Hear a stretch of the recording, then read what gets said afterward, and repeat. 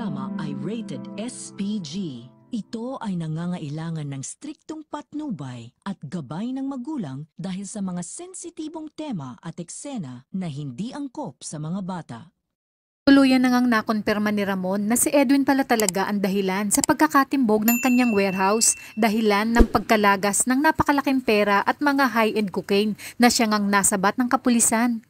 Agad niyang nalaman ito sa tulong na rin ni General Ribas, kung kaya't dito halos magliyab sa galit si Ramon. Sinabi niya sa kanyang sarili na sa oras na magpang-abot sila ni Edwin ay talagang makikita na nito kung sino ba talaga ang isang Ramon Montenegro.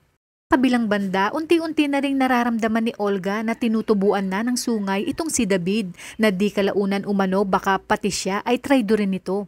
Kung kaya't dito muli niyang pinaalala kay David na kinakailangan siya ang sumunod sa utos ni Olga at huwag itong magdidesisyon ng hindi niya alam dahil kung hindi umano, makikita ni David ang kanyang hinahanap.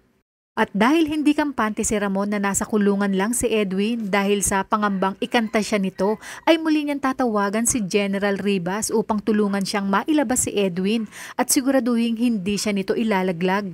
Mayabang naman na sinabi ni Edwin sa kanyang sarili na sigurado umano siyang ang kanyang bayaw ang dahilan kung bakit agad siyang nakalabas ng kulungan.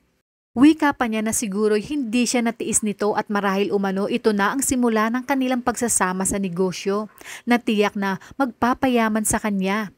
Lingid sa kaalaman ni Edwin na matindi ang galit ni Ramon sa kanya. Agad siyang tinutukan ni Ramon at sinisi na ito umano ang dahilan ng pagkawala ng napakalaking pera sa kanya at mga kargamento. Dagdag pa ni Ramon na muntikan pang mapuruhan ng kanyang anak dahil dito. Magmamakaawa naman si Edwin at sasabihin na hindi niya alam na pulis pala ang nagpanggap na si Justine at minamanmanan sila. Humingi siya ng tawad kay Ramon at sinabi na sana'y wag na itong makarating sa kanyang mga magulang at kay Mokang at dahil mahal na mahal ni Ramon si Mokang ay magagawa niyang muling pagbigyan si Edwin. Kaya dito nang galaiti sa galit si Olga dahil kahit anong pilit niyang ilayo ang pamilya ni Mokang sa kanila ay biguba rin siya. Matid kasi ni Olga na hanggat nasa mansyon si Mokang kasama ang pamilya nito ay nanganganib na mabunyag ang pagpapanggap ni David. Ngunit may magagawa pa kaya si Olga sa oras na magdalang tao na si Mokang na siyang magiging dahilan kung kaya't hindi na niya mapaghihiwalay si Ramon at Mokang.